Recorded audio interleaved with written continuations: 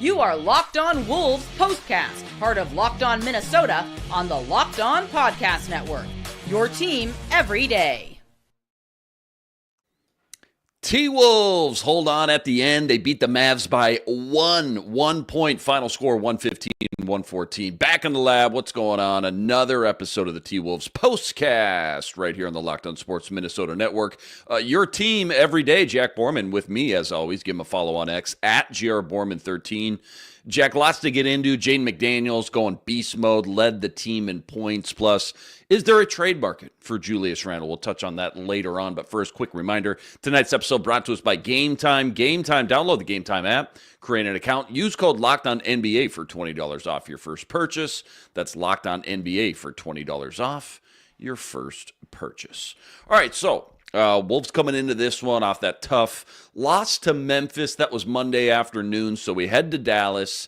No Luka, no Clay, no Exum, no Hardy, no Powell, no Marshall, no everybody. But they still got Kyrie. And, of course, Kyrie had 36 points because it's Kyrie. But back and forth for most of this one in the first half. Wolves going to the locker room up 2. Late third, early fourth, it felt like, okay, they finally put it all together. They finally figured it out. They got up as many as 12. And then with like 5 minutes to play, Mavs go on a 13-2 run. They cut it to 1. So from there on out, it was kind of back and forth down to the wire. Wolves put together some huge sequences in the final minutes to get up just enough. They went up 4, just enough to fend off the 32-foot Kyrie 3 as time expired to make it look a little closer in the box score than maybe it was actually in the end. But again, final score 115-114. Wolves moved to 23-21 on the year. I always like to start just big picture here first. How huge was that win? Just considering the alternative, the swing, right? Like losing another game you probably should have won on paper versus a Luka-Less Mavericks team with half their team on the bench with injuries. I mean, how huge was that win tonight, pulling that out? Yeah, I think, first of all, thoughts and prayers to anybody that had Timberwolves minus 3.5, that Kyrie 3. You know anybody personally? Anybody? No, definitely don't know anybody personally. No, we don't condone that. No. Yeah, so with that out of the way, the spread was 3.5. Wolves are up 4. Kyrie hits that 3. It's like Vegas knows. How do they know? Yeah, tough one for sure. But yeah, no, I think you got to give the Timberwolves a lot of credit. I mean, the fourth quarter of that game kind of got off the rails a little bit when Naz Reid just had an all-time crash out. Had to be held back by pretty much everybody on the floor. You obviously have that big, 4-point possession for PJ Washington getting the and one technical free throw, and then Randle getting a moving screen, turning it over. Kyrie's coming down, hits a 3. You're like, whoa, this is like the Memphis game all over again. When it's just kind of a mountain of bad things happening that are standing in front of your way. But just the way that the Timberwolves responded, I was really pleased with. Jaden McDaniels was certainly the player of the game in this game, and for him to come back and hit a 3 right away to pretty much stem the tide and kill all the momentum that the Mavs had there. After that, Kyrie 3 was absolutely huge. And for him, for Jayden to be 0 for 4 from 3 before hitting that shot was absolutely incredible for him. It just had to feel really good considering how well he played tonight. We'll get into him in a minute. But yeah, I just think that, again, for the Timberwolves to play with as much composure as they did after that moment, I thought was really important. And I thought for the most part, they did a really good job of keeping the ball out of Kyrie Irving's hands. Jaden McDaniels was phenomenal on Kyrie down the stretch in this game. And the only times that, Jaden lost Kyrie were, on loose balls or plays where the Wolves were pretty clearly switching things. So again, just really pleased with that, because a lot of times the Timberwolves struggle to, get the ball out of the opponent's best players' hands and, force other guys to beat you. And Kyrie's he's an all-time great player. He might be my favorite player to watch in person, especially being up close with, the media credentials is pretty clearly. And then I think the other part of this for me was I just really liked how under control the offense was in the closing minutes. I thought they did a good job of kind of mixing up whether they were getting the ball to Randle or Ant and trying to spread the floor to make sure that those guys had plenty of room to operate. And then, mixed in some good set offense to, help keep Mike Conley involved and keep things organized in the half court. So that was pretty important for the Timberwolves. And overall, it's just one of those games where, I don't think this team is really going to care that they only won by 1 point against a Dallas Mavericks team that was down a group of players that probably would be a 6 seed in the playoffs by themselves if they were an 8-man team for the entire season. No, they all count the same, man. They all count the same, come March and April for sure. When we look back, we're not talking about who was healthy and who wasn't. So you're absolutely right. I just got a quick question before we talk this Jayden monster game, just because, Jim Pete talked about it on the broadcast and Michael Grady. Wolves have now been in 14 one-score games this year. It's January 22nd. They were in 13 one-score games all of last year, just to put that into perspective. Any rhyme or reason, if you had to pick one, is it like the lack of that nail-in-the-coffin DNA or ability to put their foot on the throat, or the gas, I guess, late fourth quarter? Or is it really just kind of the fact that, like you've touched on this year, their defense maybe hasn't been as dominant as they were last year, and maybe this team just isn't as good as they were last year? Is it as simple as that? Yeah, I think that they have less buttons to push than last year from a defensive perspective, and so I think they've given up bigger runs and given up a more higher volatility of runs. Yeah, I think there's certainly been a similar amount of volatility on the offensive end of the floor, no question about it, with the turnovers and just bad offense, especially from Anthony Edwards late in games this year. I think he is the most to blame out of anybody for kind of hijacking the offense at the end of games in a not so great way. But yeah, for me, it's definitely, this is kind of what happens when you keep the same offensive volatility and you kind of lose some of that defensive versatility and can't rely on your defense quite as much. So that's certainly part of it. All right. Jaden McDaniels going beast mode, man. I mean, he hasn't led the team in points one time all year. 27 points, 8 boards, 4 steals, 3 blocks. Jack, my goodness, bottle that up. Sell it back to him every night before the game, because that's the Jayden we all know and love. How refreshing to see him dominate tonight on both sides of the court and play like that. Not just for us and the fans, but his own confidence and psyche, because sometimes I think we all agree, sometimes he needs these types of games as well. Yeah, no question about it. I think you could make a pretty good argument that this is the most prolonged, sustained success that Jayden has experienced in his NBA career. And a lot of people, a lot of fans online, probably sitting in their, living room, if they've got Twitter, but maybe don't have access to a box score, are probably thinking that he's not playing all that great because he's not knocking down a lot of his open threes. And again, was just 1 of 4 from the corners tonight, but from 3, that is, but he is doing everything else extremely well. I think between him and Julius Randle of late, those two guys have, really struggled to knock down open jump shots, but they've been doing everything else super well. And for McDaniels specifically tonight, it was a career high 27 points for Jaden McDaniels. He was 9 of 13 on his twos, was 6 of 9 in the restricted area, and 3 of 4 inside the paint. So outside the restricted area, but inside the paint. So for him to kind of get to that little mid-range jumper or floater or get all the way to the rim, I thought was tremendous. And, for him, he can really do everything on the offensive end of the floor, whether it's playing off the catch, making catch and shoot jump shots. I know he hasn't done it at the rate he needs to, but he certainly can do it. And defenses respect his ability to do that. He's cutting from the corners and crashing the offensive glass from the corner just way better this season. He certainly did that very well in the playoffs last season and has continued kind of building from where he left off there this season. And we saw that on that lob dunk he had from Ant in the fourth quarter, which was really nice to see. And I think, again, you see Naz Reid playing more above the break and it almost kind of plays a little bit more like, a 3 would, whereas Jayden is playing more like a 4.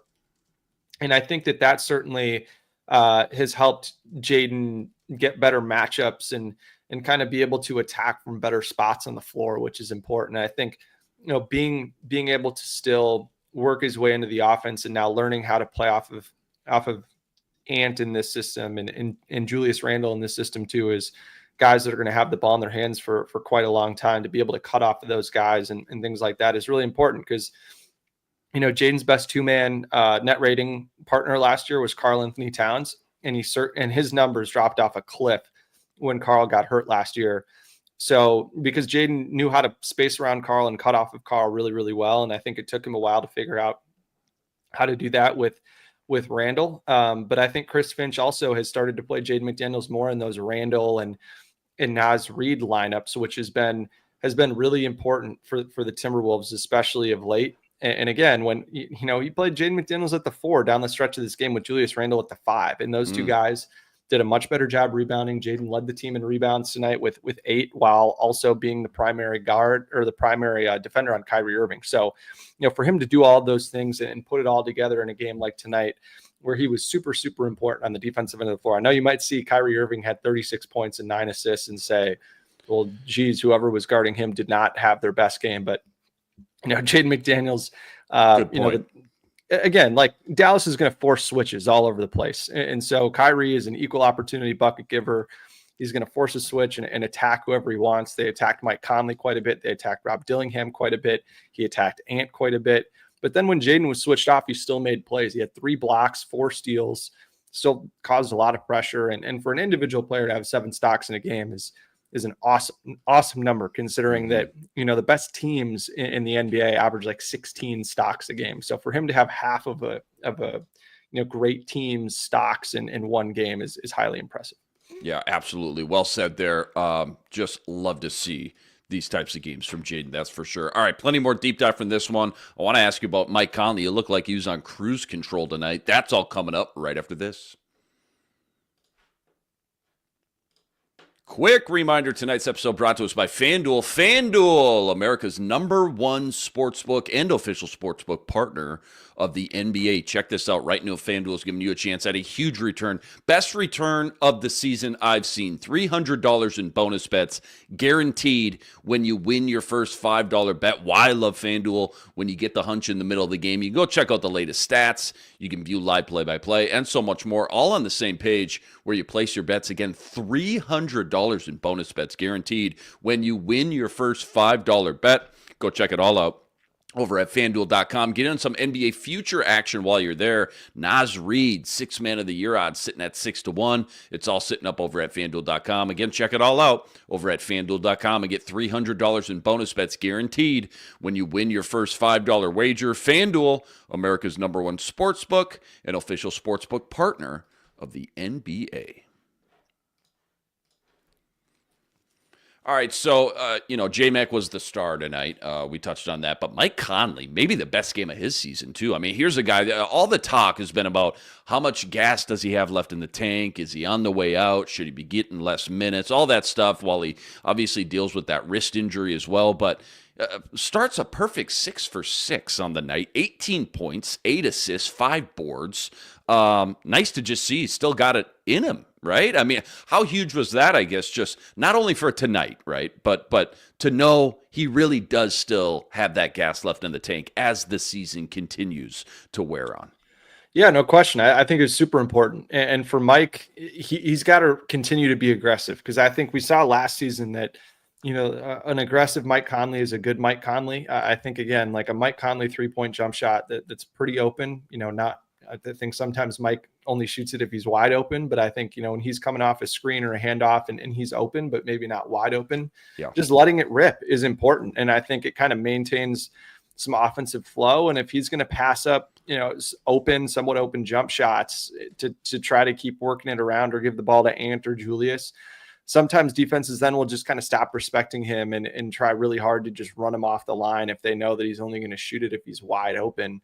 And I think if he's more willing to just let it fly when he's, somewhat open, the defenses are going to have to respect that a little bit more and change the way they play and give the, Timberwolves offense a little bit more spacing to work with. So for him to do all that while also maintaining his efficiency as a playmaker, he had 8 assists, no turnovers tonight. It was a team high plus 19 in 32 minutes.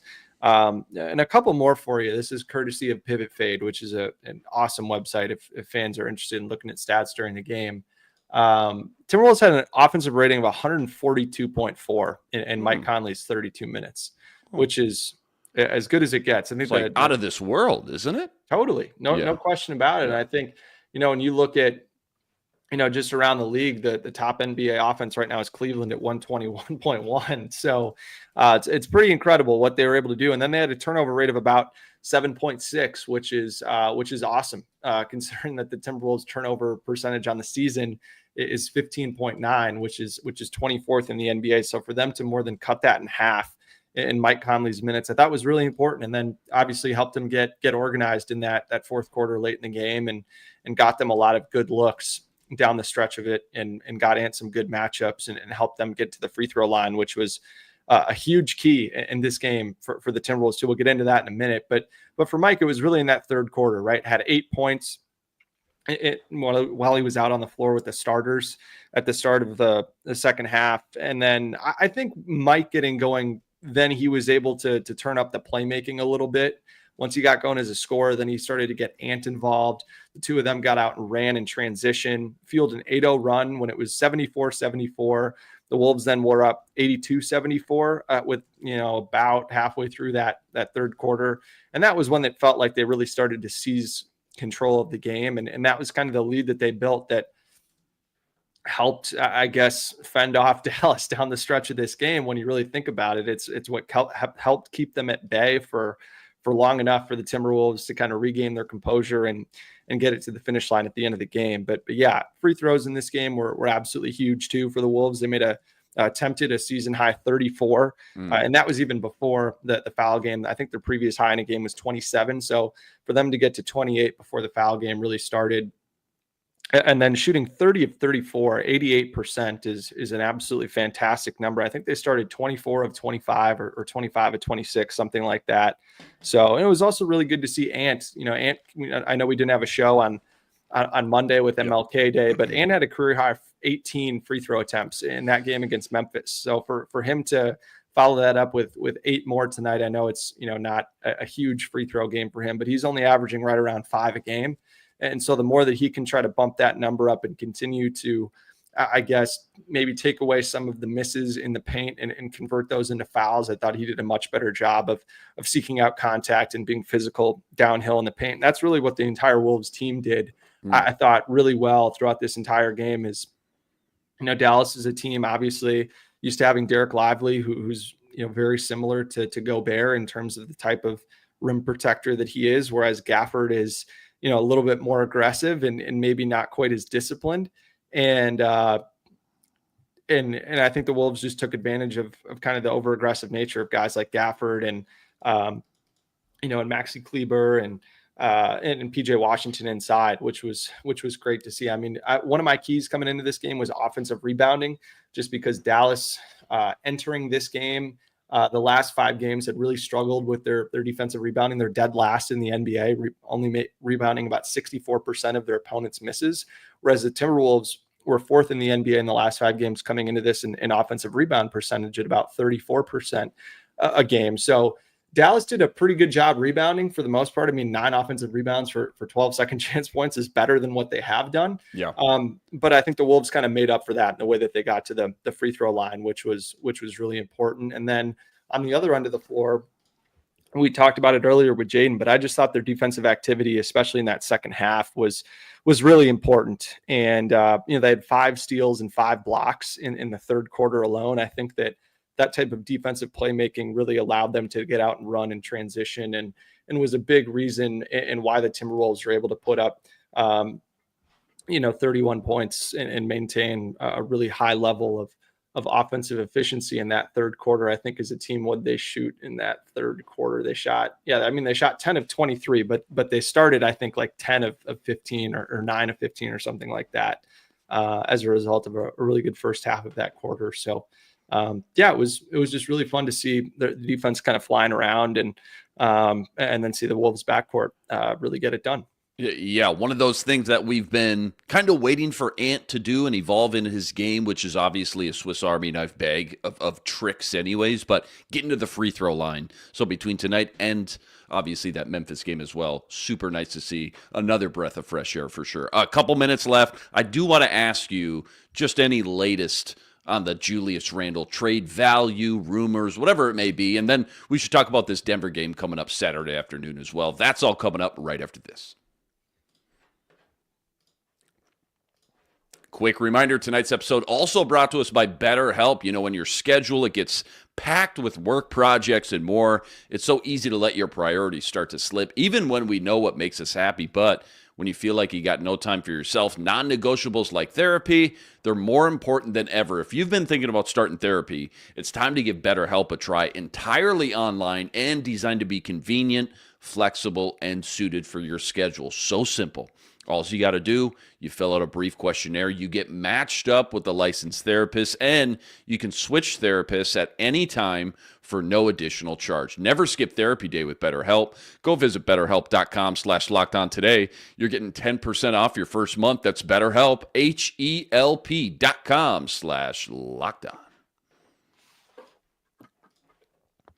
All right, now, I'm not asking you to, like, spill any beans here or leak any insider info. I don't even know if you have any insider info, but I just want to circle back to the topic we have discussed time after time on this show, which is Julius Randle and just his long-term future here. Now, I mean, I think both of us agree, and a lot of people in the chat would as well. If you've watched the Wolves the past couple games, Julius Randle, he's putting up some great performances, like complete game performances, not just empty box scout scoring type of stuff. What does your gut say today, Jack? Like, does this man stay at the deadline? Does he go? And I guess if he does go, what do you think would be the ripple effect for guys like Rob Dillingham and company? Yeah, I think, you know, for Julius, you've got to give him a lot of credit. I think obviously when you come into a new team, it's going to take some time to acclimate offensively. And I think he's certainly kind of found his stride and his rhythm offensively. You know, he hasn't gotten his shot to fall at the level you'd probably want it to, but he's done everything else well. And I think doing the everything else well has been more important at this stage of the game. I think he's been much more impactful as a rebounder, much better as a defensive playmaker, much better as a playmaker on the offensive end of the floor as well. So for him, I think, again, it would make a lot more sense to me to keep Julius Randle around after the deadline and then try to figure out his future in the summer if Donte DiVincenzo did not get hurt. But Donte DiVincenzo has really bad turf toe. It's a grade 3 left big toe sprain. You know, I don't want to butcher any of the medical terms, but I'm pretty sure that means there's something torn in that toe. The recovery time can be anywhere from 2 to 6 months, depending on, you know, surgery and some of the different, you know, little intricacies of the injury that we don't know at this point. So if you just operate on the assumption that Donte is going to miss the rest of the season or darn near the rest of the season, you know, this team's offense, or this team's just ceiling as a whole in their playoff viability is not crazy high. When you think about it, like, it's not a team that's capable of going back to the Western Conference Finals. Yeah. Could they still win a playoff series? Absolutely. Because Anthony Edwards is that good of a player.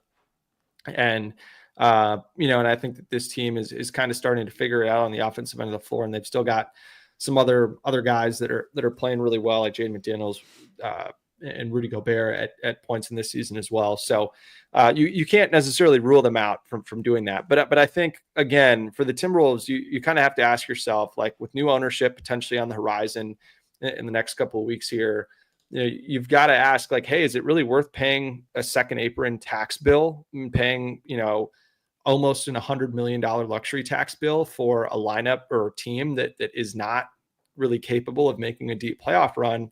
I would probably say no. And because of that, I think moving off of Julius Randle is the clearest path to getting off of a bunch of money and kind of unlocking some flexibility for you this summer if you do end up wanting to retain Nickeil Alexander-Walker in addition to Naz Reid, who will, you know, almost certainly be back. But yeah, it's kind of tough to suss out exactly what a move would look like, especially considering that, you know, a team acquiring Randle based on his play, it's kind of hard to know whether or not he's going to pick up his player option for $31 million next season or not. And if you were to pick that up as a member of the Timberwolves, it would really complicate what they were able to do this summer. So you're kind of rolling the dice and running the risk of that complicating some of your plans this summer. So I think it's not really to much of Julius's fault necessarily that it hasn't worked. I think obviously, we've belabored some of the effort stuff on the defensive end of the floor the start of the season. But again, I think that Karl Anthony Towns trade was much more about getting off of long-term money while also acquiring a guy that certainly can be in your long-term plans with a really great contract in Dante DiVincenzo, who fits super well with how you want to play. And then the Pistons won again tonight. I think they've won like 8 of their last 10 games. They're now like 24-21. And Cade Cunningham's playing at an all NBA level, and the Wolves have the Pistons pick. So the Wolves could also be getting their first round pick if the Pistons make the playoffs this year. So again, I think, there's been some rumored interest that the Wolves have, interest in getting into that Jimmy Butler trade, not as a team that would take back Jimmy Butler, but as a team that, could pass off Randle to another team and kind of get in the contract trading carousel of how they're going to have to move money around to make this deal work with Jimmy Butler. Cause it's going to be a 4 or 5 team deal. It's going to be really complicated if it ends up happening. So that's something certainly to keep an eye on. And then, how would that open up things for the Wolves? I think, certainly Rob Dillingham would play more. And I think you'd kind of be punting on the idea that you're going to try to make a really deep playoff run.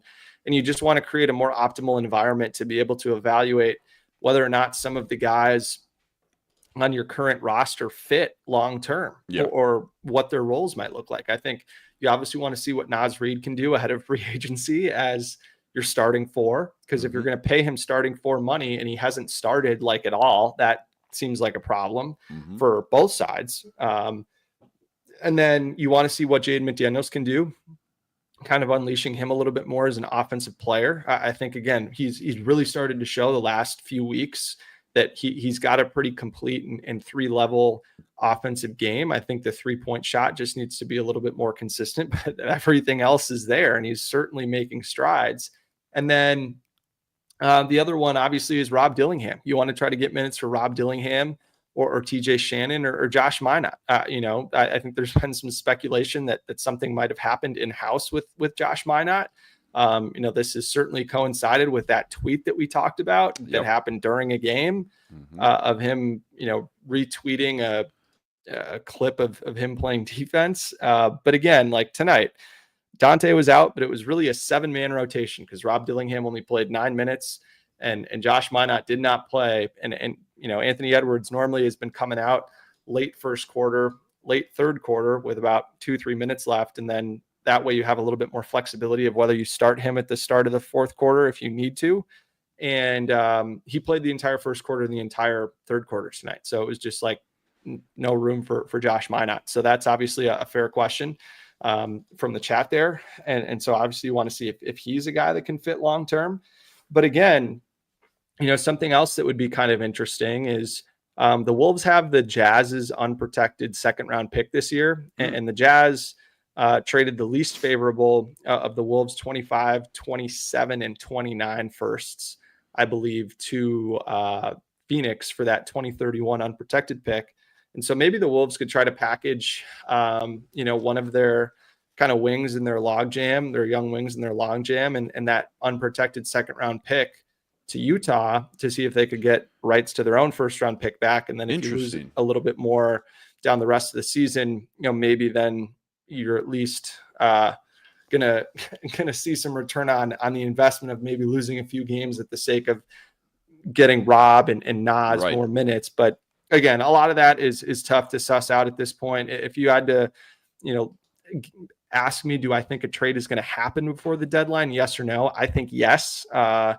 I just think that the risks, the financial and team building risks of keeping Randle and him opting into his player option outweigh the rewards of being able to see Naz and Rob in better situations for them here down the stretch of this game or down the stretch of this season. But I was gonna, we got time for one more. I was gonna touch on this Nuggets preview, but instead, I just want to follow up because you bring up a lot of good points. For me, right, the novice, you're the expert, but for me, just stepping back, once they made the Cat trade, which, like you said, and we all understand now, was all about clearing up future cap space.